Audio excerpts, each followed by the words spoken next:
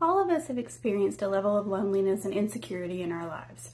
I think that just comes with growth, change, and being a human being. I'd even imagine many of us have sought out companionship with people that we meet online. The online world allows you to meet people with a different level of confidence or even to be someone who you aren't. Catfishing became a household name when the MTV shows exposed just how many types of these relationships are out there. In fact, it seems almost more likely than not that the person you were talking to online is most certainly not who they say they are.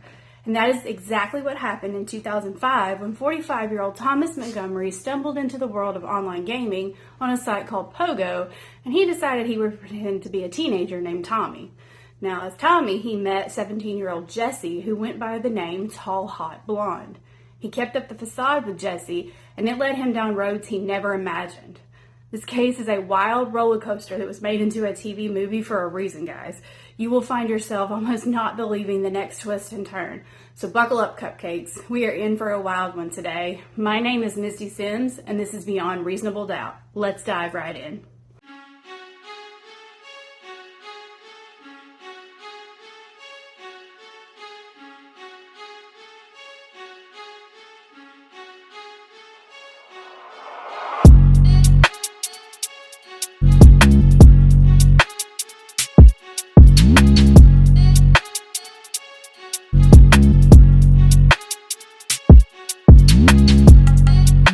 Thomas Montgomery was born on June the 3rd, 1959, and grew up in Clarence, New York.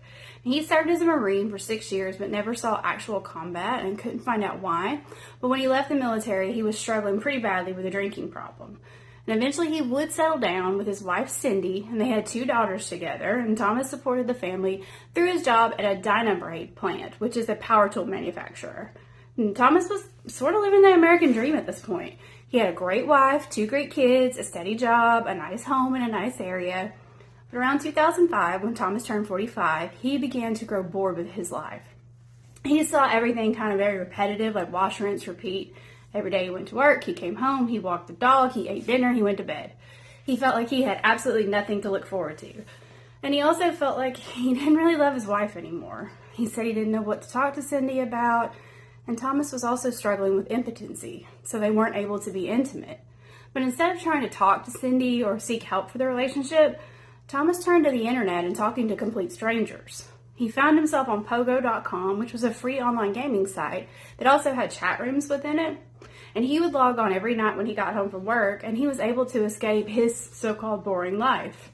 He would play Texas Hold'em every night and started really looking forward to doing this when he got home. He was putting it before any and everything, even his kids. And he was going by the screen name Marine Sniper. And one evening, Marine Sniper wandered into a teen chat room. Now, Thomas says it was an accident, but Thomas, I do not believe you, and neither will anyone else as we dive further into this story. While in this chat room, he was getting messages from teenagers, and he kept engaging, especially when he got a message from a user named Tallhotblond. She said her name was Jessie. She was 17 years old and a high school senior.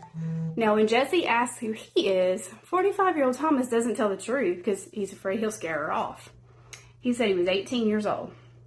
Forget his real age, forget his family, right? He said his name was Tommy and even sent photos to Jesse. Now, of course, he was using his old military photos because those would be the age he was claiming to be. So Jesse thinks she's talking to an 18-year-old Marine named Tommy. Tells him she lives with her parents, Tim and Mary Sheila. She has a brother named Tim. She plays high school softball. And old Tommy boy here says he's 18, in the Marines, and has a black belt in karate. Oh, and that he has bullet scars on his shoulder and his leg. And then he describes his looks as 6'2", thick red hair, weighs 190 pounds, and then he tells her that he's got a 9-inch penis. A 9-inch little Tommy. Now, I'm sorry, sir. Why do you need to come in on the initial meet and greet to anyone with your dick size? But in particular, as a grown man talking to a teenager. I mean, I don't care if you're both 25 and in a bar and you roll over there to buy her a drink and you're like, hey, my name is Thomas and I have a 9-inch dick. She should run. And if she doesn't, then you are probably in for some crazy yourself. But anyways, here's pretend 18-year-old Marine Tommy boy with a 9-incher. And I guess Jessie felt like she needed to hear this because she sticks around. And you're going to find out what kind of crazy she brings later on. So hang tight, kitty cats. Tommy tells her that his mom she passed of cancer when he was 12. His dad served in the military as well, so he's kind of following in his dad's footsteps. Then he tells her something just very strange to me. He says when he was 17 years old, he sexually assaulted a cheerleader. Now, why he added that story, I mean, maybe he did do it and just needed to get it out, but as far as we all know and that I've read, it was just made up. But did Jessie stop talking to him? No. She said she forgave him and he was brave for coming forward like that. So we've got a 45-year-old man who has told a 17-year-old girl that he is a rapist and got a 9-inch little Tommy, and she forgives him. I mean, she thinks he's 18, but that doesn't really change those other two pieces. But, you know, here we are. Well, Tommy tells her he's about to leave for Iraq, which of course isn't true. But despite that, they keep talking, and Tommy gets real flirty, starts making sexual comments, asks Jessie for like real racy photos of herself. So Thomas here has become a good old groomer, and he's getting real excited about it. He was looking to stop the boredom, and he has. So they exchange numbers, they start talking on the phone every single day, and then comes love letters. But isn't Tommy supposed to be in Iraq? Well, he had a fix for that. He said Jessie can't mail them to him in Iraq, so she should send them to Tommy's father, who's a 45-year-old man who lives in New York. Yeah, y'all got it. She's sending them to Thomas's house where the wife and kids live, and he's pretending to be his own dad. Because, I mean, that's not confusing, but like, time goes on, and these two fall for each other. And Thomas is using the feelings Jessie's having for him to manipulate her, telling him that he would unalive himself if she ever left. He's like pouring his heart out to her in these love letters, calling her even Jessie Montgomery in one. You know, recall she's only 17. His daughters are 12 and 14 at this time, so she's like real close to their age. Like, gross. He even tells her in a letter that he would fight someone to the death for her. And like, hang on to that nugget, because the whole thing is creepy, because, you know, we know his age and we know probably have a guess what's about to happen. So as this relationship continues, he's getting real controlling. He keeps telling Jessie that she belongs to him. She can't be talking to other men online, or that makes her a whore. You know, good guy, right? Well, Jessie feels the need to apologize to him, and her apology was sending her underwear to him in the mail, used underwear, because, you know, like, nothing says I love you and I'm sorry like used dirty drawers, right? So he eventually proposes marriage. Yeah. He proposes marriage, and he says he's going to come see Jessie. I guess she's just not going to care at that point that she's 3 times his age. Or he's 3 times her age. So they start planning their wedding for when he gets home from Iraq.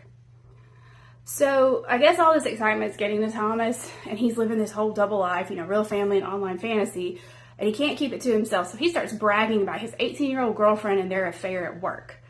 And I guess he decided to write down like a New Year's resolution on a notepad for some reason. So on January 6, 2006, he wrote that Thomas Montgomery ceases to exist and has been replaced by an 18-year-old Marine who's moving to West Virginia to be with the love of his life. So I think that shows his mental state if he's really believing this crap. He's so immersed in the lies. And he's ignoring his wife, he's ignoring his children. And Cindy, his wife, she starts to get fed up with this, and she's trying to figure out why he's so obsessed with this online gaming. She starts searching, and it goes in the closet, and she finds the letters and the underwear that she knows ain't hers. Then she gets on the computer and finds the mother lode when she logs into his Pogo account. When she figures out how young Jessie is, she is very upset with Thomas. She confronts him, says she knows everything, and she told him he could leave. But after, lying to her and the kids, she's kind of done. But that affair with that young girl is just not okay, and he needs to stay in the basement for a while. And then she starts to feel bad for Jessie, because she knows how young she is, and she would hope that if that were her daughter, somebody would help her and stop this. So Cindy wrote a note to Jessie and put a family photo inside of it and explained the whole situation, that Tommy didn't exist and he could even be prosecuted for what he was doing. Now this devastated Jessie when she read the letter, and she didn't want to believe it. She messaged Tommy asking him if it was all true, did he really have a wife? And Tommy tried to lie his way out of it, kind of maintain that facade a little longer. But I guess Jessie became a little concerned and unsure, so she started messaging another guy, Beefcake1572 on Pogo, who was 22-year-old Brian Barrett. He was a student at Buffalo State College and actually worked at Dyna Brave with Thomas part-time. They would play the game together, And that's kind of how Brian met Jesse. So Jesse and he just started playing the game together in the beginning, but then she begins confiding in him about the catfishing. Brian's kind of comforting her, and a whole relationship sort of starts up. Brian falls for Jesse, and their conversations turn intimate. Jesse starts sending him the racy photos, and Jesse and Brian start kind of ganging up and bullying Thomas a little bit over the way he was lying to Jesse. They go on the public forums, they go in the chats, they call him a child, a catfish, a danger. They tell about the grooming. They get his account actually suspended and shut down, which, I mean, what a pity, Thomas. And then Brian starts to tell people at work what happened. Now, remember, Thomas had been bragging about his 18-year-old affair and the girlfriend and all that, and Brian exposed him as an actual predator. So his reputation at work is ruined. He's banned from school events because parents found out about it. Cindy's not talking to him. His daughters ain't talking to him. He's lost Jesse, and he really did start considering taking his own life. But all this took a turn when Jesse messaged him again, and she said she missed Tommy even though she knew he didn't exist. She said if he did exist, she would be holding him just every night. And 46-year-old Thomas said that 18-year-old Tommy could exist if Jesse wanted him to. What in the world? But he did give her an ultimatum, saying that she would have to stop talking to Brian. So if her fictitious boyfriend could exist, she has to stop talking to the real one. But she said she only wanted Tommy, but that actually wasn't true. She was talking to both and having pretty graphic cyber sex with both of them. I mean, it's something else. And especially with Thomas, because he keeps calling his thing a snake, and I want to throw up, like, really bad. He even says he wants her to beg like a little girl. So yeah, Thomas, I think you're the worst kind of predator. She may be of age by this point because I think she's turned 18, but you started that crap when she was 17. And that messy mess goes on for months with both guys. And Thomas thinks he's got her all to himself. And Brian and her are kind of keeping this thing on the side. But in spring of 2006, Thomas found out about Brian when Brian came into work saying he was about to take a little trip down to West Virginia to see his girlfriend, Jessie. Thomas lost it. He sent Jessie all these real nasty messages. Jessie said she didn't even know anything about the visit. She actually messages Brian and says for him not to come because all he wants is one thing. And Brian felt bad and he backed off because he really liked her and he didn't want her to think that was all he cared about. And Jessie, in the meantime, started trying to get Tommy back again, even with him cussing her out and calling her ugly names and all that. But eventually, as you can imagine, our 46-year-old gross snake handler decides to forgive her and start the little relationship back up. He's still real pissed, though, and he thinks Brian's the problem. So he starts taking it out on Brian. He's sending Brian a bunch of ugly messages about how Brian picked a girl over their friendship. And Brian is like, why do you care? You were old enough to be her dad. Why do you care? And then Thomas calls Jessie some really ugly names, like a cumpsucker, and tells Brian to tell her to stay away from him. Yeah, it's confusing. Very. Then Thomas tells Jessie he's preparing for war by going to the gym and then starts threatening Jessie that if she ever stepped out of line again, he would send a group of guys to gang rape her. But he loves her, right? Yeah, like he loves her. And then he starts telling his coworkers that he's going to hurt Brian. He says for 10 cents he would end Brian.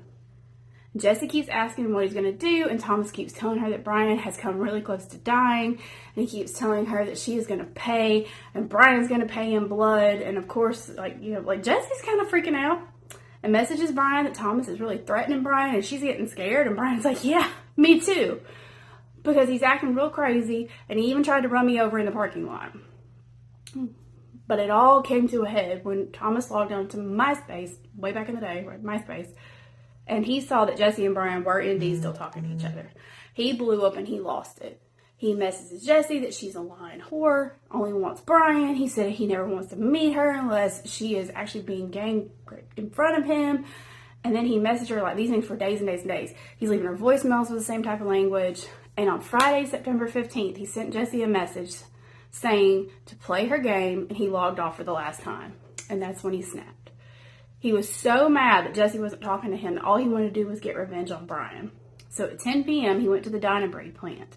He knew Brian would be finishing his shift, and he slashed one of Brian's tires so he couldn't drive away. Then he hid and waited until 10:16 when Brian walked out to his car. When Brian got in his car, Thomas came up to the driver's side window and aimed a rifle at Brian and fired 3 times, killing Brian. Thomas went on home and started trying to contact Jessie again. And she won't respond. And the weekend passes, and nobody found poor Brian because the plant was closed until Monday morning when a security guard saw him. The police came and opened up their search and kind of dove into Brian's online activity and personal life, and they see this mess with Jesse and Thomas. They look for Thomas, they can't find him, so now they're terrified. They're like, we have got to get Jesse, he's after her. So they call the police in West Virginia in hopes of finding her before he does. And when the police get to their house, they're met with 45-year-old Mary Sheila, who claims she didn't know how to get in touch with her daughter, Jessie, who is away and won't be home. Jessie's a real person, y'all. But her mom said that she couldn't get in touch with her, and she has no contact number for her. Now, what mom can't get hold of their kid at college or wherever? Now, you and I, nor the police, thought that sounded right. They told Mary that a man that Jessie had been talking to online had just killed somebody, and Jessie was talking to him too, and Mary kind of falls apart. She starts crying about how she's a housewife with 2 kids, and she's an upstanding member of her community, and she's involved in the kids' school, and she's a great parent, da-da-da-da-da. But in 2005, she got a little bored too and found herself online on Pogo.com. She thought she wanted a little fun and decided to pretend to be her daughter and start talking to random older men. Literally putting her daughter in danger talking to random strangers. She would send them the photos of Jessie so they knew what Jessie looked like. And she even took videos like up her skirt and sent it to creepers online. You are sending photos and videos of your own child to these men, and you don't even know. That's crazy. They could have hunted Jessie down and attacked her, and she would have had no clue who they were and how they knew who she was. I'm sorry, Mary, but that's disgusting. But karma's a witch, ain't it? Because Mary is the same age, catfishing her catfish. And you remember that letter she got from Cindy? Yeah, Mary knew everything, kept on. And then involved Brian willingly. Meanwhile, in New York, the police finally tracked Thomas down, and of course he denies all the involvement. Says his wife can vouch for him being at home.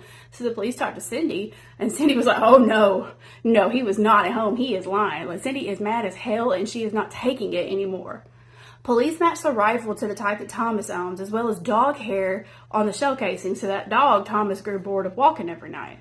Cell phone pings placed him in the area, and the peach of it all was a peach pit found near Brian's car with Thomas's DNA on it, and Thomas had peaches in his car. Like, this stupid ditch cat had a snack while he was waiting to kill this poor kid. The police arrest Thomas on first-degree murder charges. But what about Mary? They found all the photos of her daughter on her computer, and it was obvious they were taken without Jesse's consent, and they've been sent all over the world to people. But Mary wasn't involved in the actual murder or on scene or anything like that. She didn't tell Thomas to do it, so the police said they couldn't charge her with anything related to the murder. I think there were threats she could have called in, but what do I know? They also couldn't charge her with anything against what all she did to her daughter, apparently. Now, Mary walked scot-free after taking explicit photos of her daughter when she was underage, and I don't understand how this wasn't anything worthy of a charge, but here we are. And Thomas was in jail when he found out Jessie was actually her mother. Jessie didn't even know he existed. He said he was shocked and had no idea because she was a great actress. He said he thought she was an 18-year-old blonde with just no sense. Sure, Thomas. Sure you did. So he went on to do a TV interview, and he blamed Mary for basically everything. And I do think she is guilty of a ton of things. But, you and your peach-bitten, eating self are who thought you were telling a 17-year-old girl about your 9-incher and you shot her boyfriend. So it isn't like you're a good person here, Thomas. I'm sorry. But he ended up taking a plea deal and got 20 years in prison, so we're actually getting pretty close to his release date, or potential release date, which is scary. And Mary she kind of tried to keep everything a secret from her daughter, but Jessie was online and found an article all about the case with her mom's names and mom's name and Jessie's photos in it in the write-up, and that was how she found out, y'all. That was how she found out someone was killed over this behavior. And Jessie had considered her mom her very best friend, and this was a betrayal that she had to find out about online. She told her dad, and he was shocked. He had no idea this was going on. He confronted her, and he divorced Mary. And Jessie completely cut Mary out of her life. Mary moved in with her own parents and has kind of laid low and stayed out of the limelight. But you're not in jail. I'm just saying. But this story, it just absolutely boiled my blood, y'all, if you can't tell. I'm all over the place. Not only was Thomas like, it was catfishing a 17-year-old girl, but her mother, who put her in danger, was exploiting her daughter and didn't even care. Someone could have really hurt Jessie, thinking that they were in some kind of relationship with her, and she would have had no idea. No idea why in the world this was happening. Like, how disgusting can you be? A mother is supposed to love and protect their child, and she just threw her out there to the online wolves without so much as an afterthought.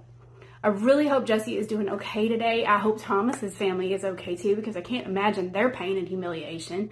And of course, I hope Brian's family, they're healing and doing okay, because they had to deal with losing him for, quite frankly, no reason at all. It was messy and it was unnecessary. I need a break after that one. That was a lot. But as always, guys, thank you so much for being here. And don't forget to click that subscribe button and notification bell so you will know when I post new content. And you guys stay safe out there and stay sweet, my cupcakes. I love you so much, and I will see you next time.